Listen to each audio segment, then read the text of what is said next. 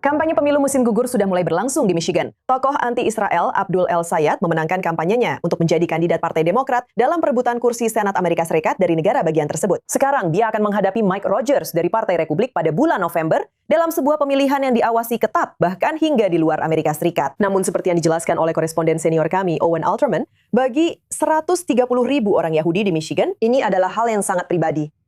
Dia menutup kampanye pemilihan pendahuluan di mana isu-isu tentang Israel dan Yahudi menjadi pusat perhatian. Dan dia akan memasuki pemilihan umum di mana isu-isu tersebut akan tetap menjadi perhatian.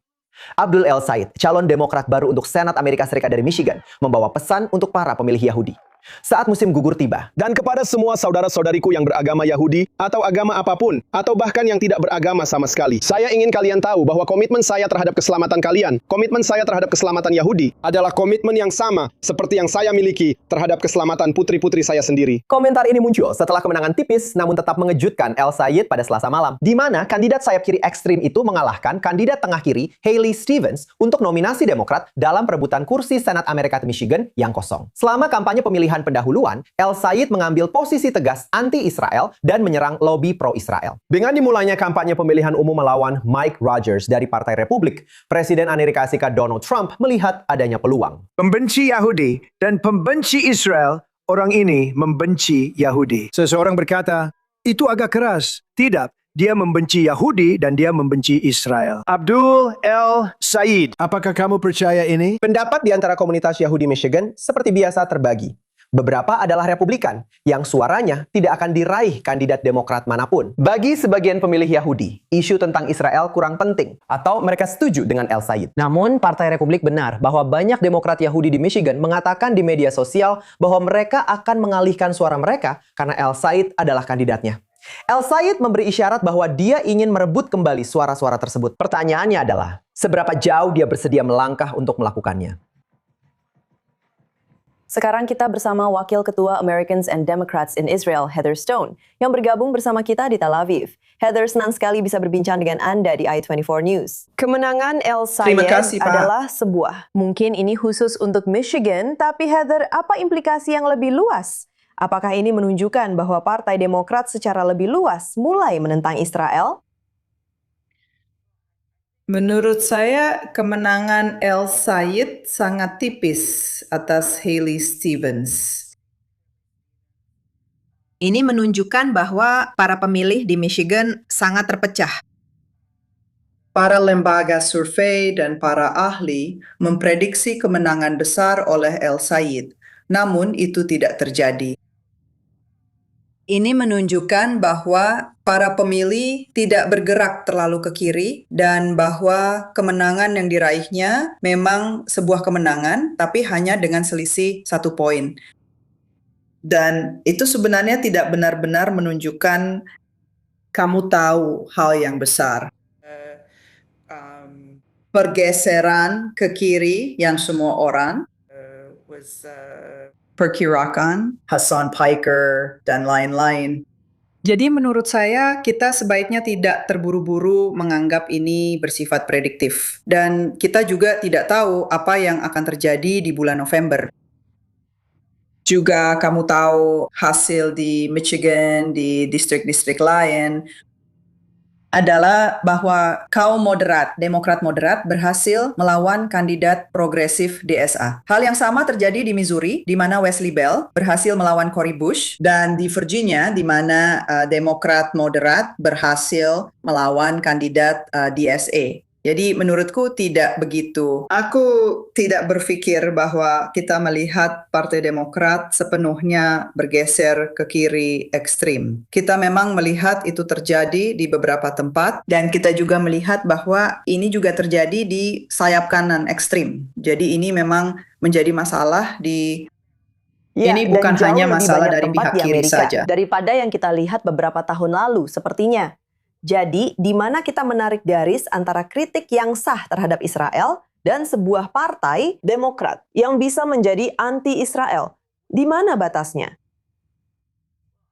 Ya, menurut saya kita melihat bahwa Kritik terhadap Israel dan kebijakan Israel menjadi topik pembicaraan yang sah di kedua partai saat ini, terutama di Partai Demokrat.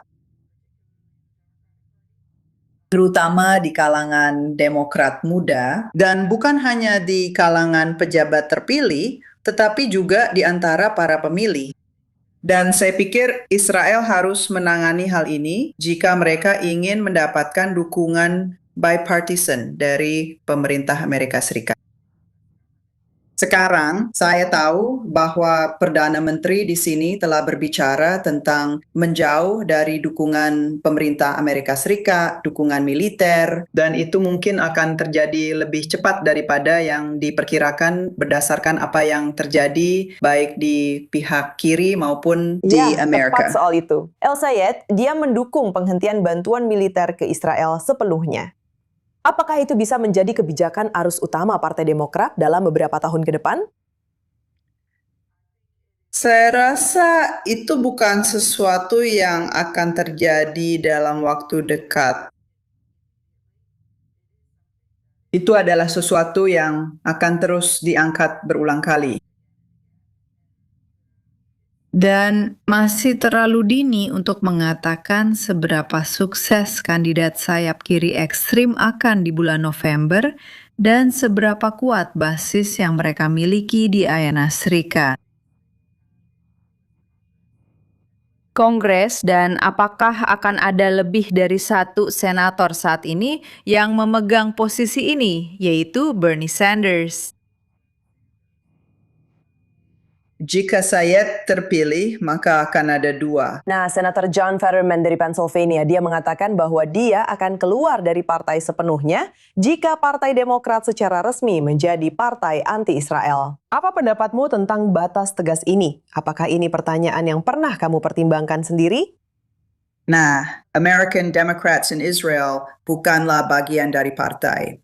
Kami adalah afiliasi dari Jewish Democratic Council of America yang sejalan dengan nilai-nilai Yahudi dan demokratis kami. Kami mendukung kandidat Demokrat yang mendukung hubungan yang kuat antara Israel dan Amerika Serikat. Dan berdasarkan itu, kami memberikan dukungan kami kepada para kandidat. Untuk alasan itu, kami mendukung Haley Stevens dalam pemilihan pendahuluan di Michigan. Dan kami pikir akan ada jalan menuju kemenangan bagi Partai Demokrat untuk menguasai Senat melalui negara bagian lain, bukan melalui Michigan.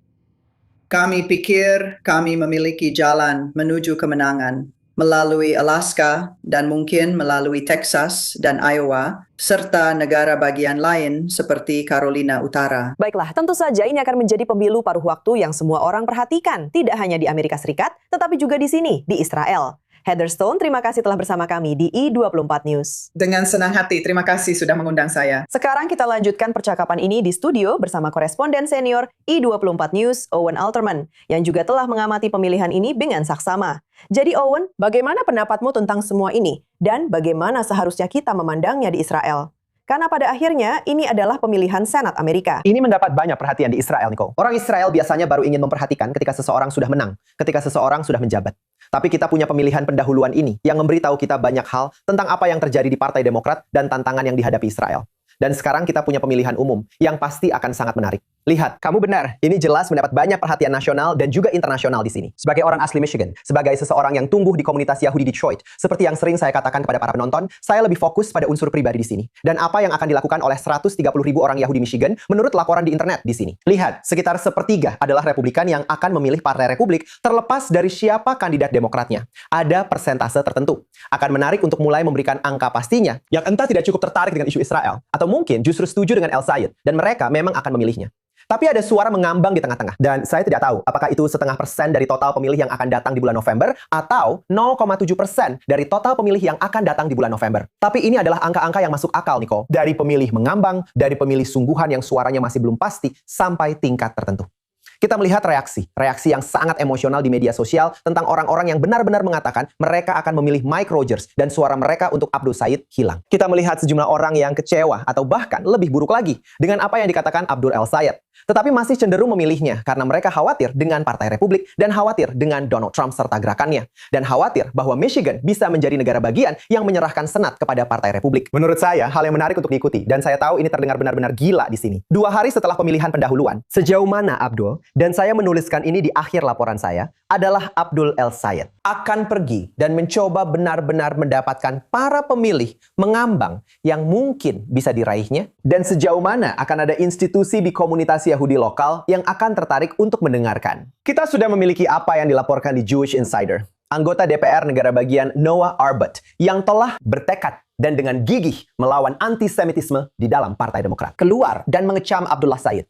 Namun dia mengakhiri postingan Facebooknya dengan mengatakan bahwa Abdullah perlu datang ke meja perundingan. Nicole, ada sedikit peluang baginya untuk datang dan mulai menjelaskan posisinya. Dan mengenai poin Abdullah Said, dia berkata, undang saya dan saya akan datang. Artinya, jika Anda, sinagoga lokal atau Anda, pusat komunitas lokal, bersedia mengundang saya dan menempatkan saya di atas panggung, saya akan datang dan mendengarkan serta berdebat dan bisa menjelaskan posisi saya kepada Anda. Sepertinya kita belum sampai di sana. Dari kedua belah pihak, tapi hal yang menarik untuk diperhatikan dalam sebuah pemilu, di mana Anda memiliki, meskipun hanya sebagian kecil pemilih, tetapi sebagian yang untuk kepentingan pemilu ini, Nicole, adalah pemilih isu tunggal. Mereka adalah pemilih isu tunggal. Tindakan pada satu isu saja bisa menggeser puluhan ribu suara.